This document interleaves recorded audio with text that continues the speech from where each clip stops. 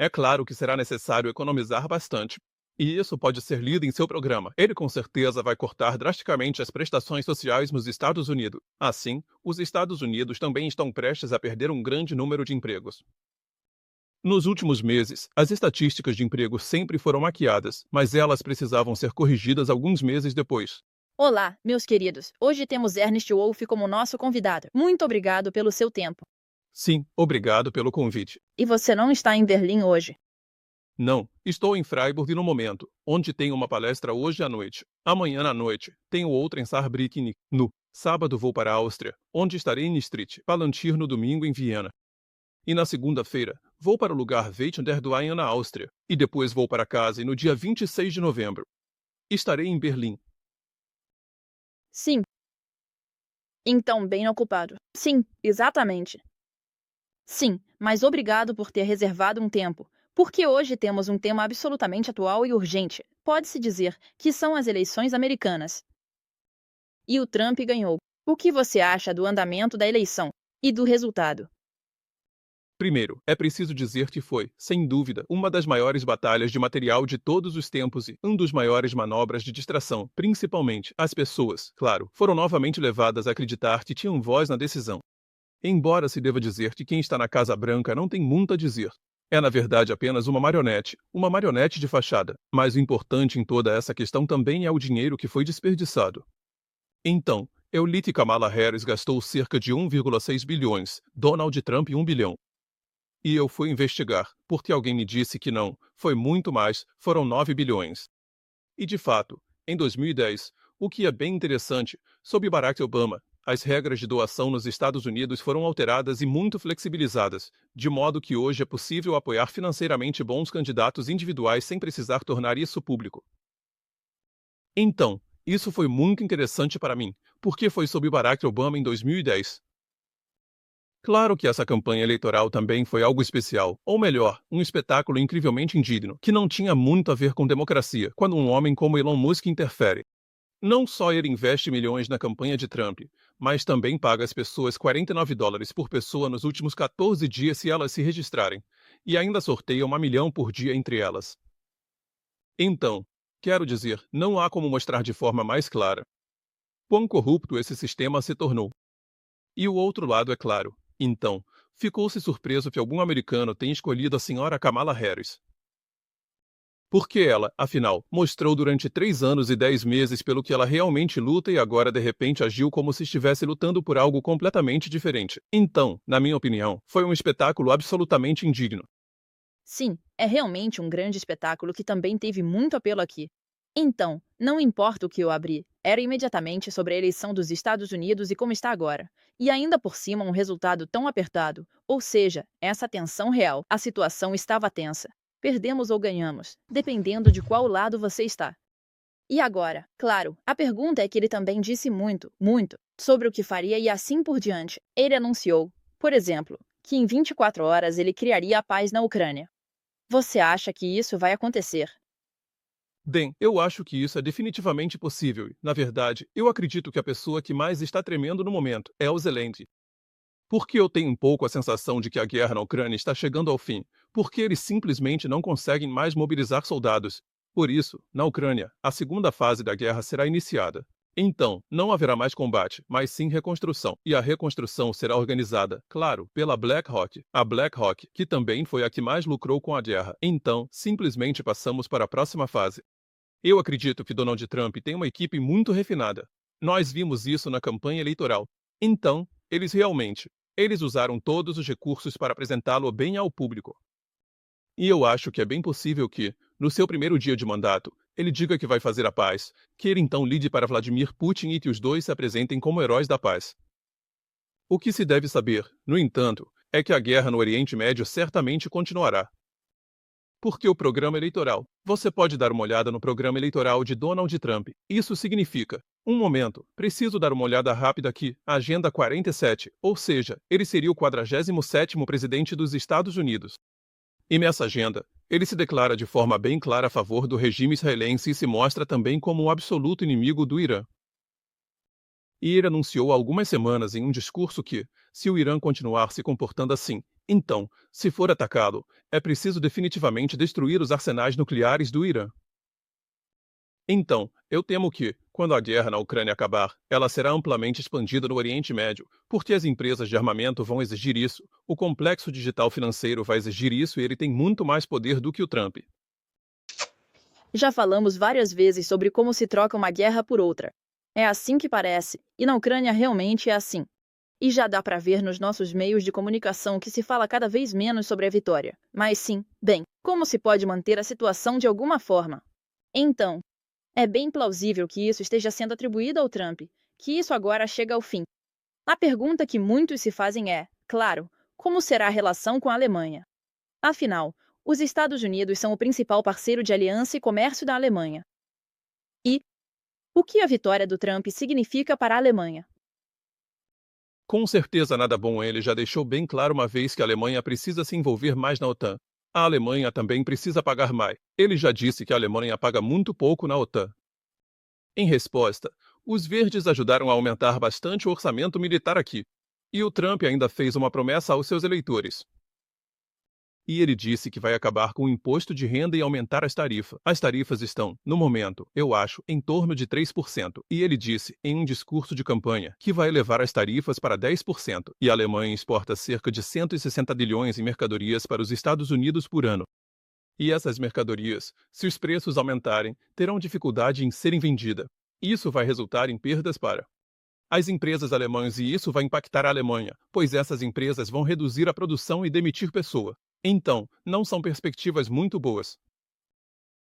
Exatamente. Por isso foi tão surpreendente para nós dois que as pessoas aqui tenham comemorado tanto. Sim, o Trump vai resolver tudo, porque, no fundo, eu diria que os dois lados agora têm. Isso é um mistério absoluto para mim. Como alguém pode celebrar alguém que diz faça a América grande novamente onde a América, então, conquistou a supremacia mundial em 2 guerras mundiais? Tem atualmente 800 bases militares em todo o mundo e, nos últimos 20 ou 30 anos, desencadeou inúmeras durezas de guerra. Então, um dos países mais cruéis de todo é só olhar para a fundação dos Estados Unidos. Eles exterminaram, em primeiro lugar, 800 povos indígenas. E então, eles foram os primeiros e os únicos até hoje a lançar uma bomba atômica sobre outras pessoas. Então, como se pode celebrar um país assim com um novo presidente que diz: eu vou tornar este país grande novamente? Ou seja, ainda mais forte do que já foi. Isso seria um mistério absoluto. Sim, a maioria das pessoas, eu diria, não consegue imaginar como seria diferente. Dizem, bem, a China é ainda pior e a Rússia também não seria tão boa. Então, vamos ficar com os Estados Unidos, e eles são, de qualquer forma, a polícia do mundo, e preferem fazer isso porque sempre dizem que a democracia é importante para eles, então deve ter algum sentido. E as pessoas mal se preocupam em entender os antecedentes do que os Estados Unidos estão realmente promovendo, exatamente. E como você disse, não será tão positivo para a Alemanha, pelo menos no que diz respeito ao que eles pagam. Ele basicamente diz que a Alemanha se apoiou no passado na defesa que os Estados Unidos oferecem. Então, eles não investiram seu dinheiro nas forças armadas, mas sim fortaleceram o sistema social. E isso vai mudar. Sim, dá para imaginar isso. Isso vai mudar principalmente nos Estados Unidos, porque, sob Donald Trump, os gastos sociais com certeza serão cortados. Por que Donald Trump assume um país que está endividado em 36 trilhões de dólares, que precisa pagar 1 trilhão por ano apenas em juros da sua dívida? E isso é um orçamento estatal de cerca de 2, ou seja, no próximo ano, quando terá aproximadamente 2,5 trilhões. Então, 1 trilhão de 2,5 já está comprometido. É claro que será necessário economizar bastante. E isso pode ser lido em seu programa. Então, ele com certeza vai cortar drasticamente as prestações sociais nos Estados Unidos. Ele vai encontrar alguma justificativa para isso. Mas o padrão de vida das pessoas comuns dos Estados Unidos vai cair muito rápido e muito forte sob Donald Trump. E isso, é claro, vai levar a grandes tumultos. Mas ele também está se preparando para isso. Na sua Agenda 47 está bem claro que temos imigrantes demais, que precisam ser expulsos do país. E para isso, precisamos expandir a polícia e o aparato de segurança. Em caso de emergência, também precisamos reativar a Guarda Nacional em nosso país. Então isso mostra que ele vai definitivamente intensificar a militarização da polícia e a militarização em geral. E tudo isso significa nada menos do que o país vai entrar em uma espécie de ditadura sob Donald Trump. Qual é a opinião dele sobre a política de juros? Sim, os juros provavelmente terão que subir sob ele, porque chegamos a um ponto assim novamente. Acabamos de. Eu vivi, de forma maluca, que houve uma fase inteira de aumento de juros. Agora tivemos uma redução de juros e isso serviu apenas para criar um pouco de calma antes da campanha eleitoral. Mas, infelizmente, isso não funcionou. Então, a Kamala Harris acabou perdendo. Mas é preciso dizer que os Estados Unidos não terão outra opção em breve, a não ser reduzir os juros, e acima de tudo, é preciso dizer que, a médio prazo, eles também não terão como evitar a introdução desse novo sistema monetário, ou seja, o sistema das CBDCs. Isso era o que costumávamos discutir com frequência e eu queria te perguntar isso a seguir. Como está o novo sistema monetário? Porque, geralmente, ninguém fala sobre isso, seja de um lado ou do outro. E, seja a Rússia, China ou Estados Unidos, parece que todos estão sempre em um consenso. Sim, isso é bem interessante. As CBDCs definitivamente serão introduzidas e Donald Trump se mostrou um fã do Bitcoin durante a campanha. Ele até foi a uma conferência de Bitcoin, disse muitas coisas, mas que estavam erradas e que deixaram as pessoas confusas. Mas ele se declarou abertamente a favor do Bitcoin.